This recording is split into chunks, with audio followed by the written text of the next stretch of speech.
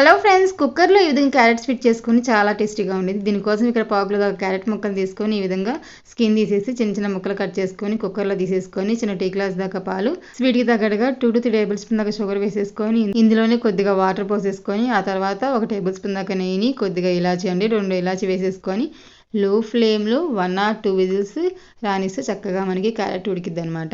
ఈ విధంగా ఆవిరిపోయిన తర్వాత మనం మూత ఓపెన్ చేసి చూస్తే చక్కగా మనకి క్యారెట్ చూడండి మంచి ఫ్లేవర్ తగులుతూ క్యారమెల్ ఫ్లేవర్ తగులుతూ చక్కగా ఉడికిపోయేది. ఇప్పుడు దీన్ని ఈ విధంగా పప్పు గుత్తితో మ్యాష్ చేసేసుకొని ఒకసారి బాగా మిక్స్ చేసుకొని మళ్ళీ పొయ్యి మీద పెట్టేసేసి 1 టీ గ్లాస్ దాకా పాలు పోసేసుకొని ఇందులోనే డ్రై ఫ్రూట్స్ మా అబ్బాయి తినండి కాబట్టి నేను ఈ విధంగా గ్రైండ్ చేసి వేస్తున్నాను.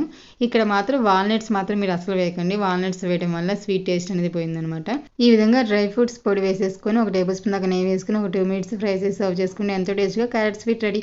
ఈ వీడియో మీకు నచ్చితే లైక్ చేయండి, ఛానల్ సబ్స్క్రైబ్ చేయండి. Thanks for watching.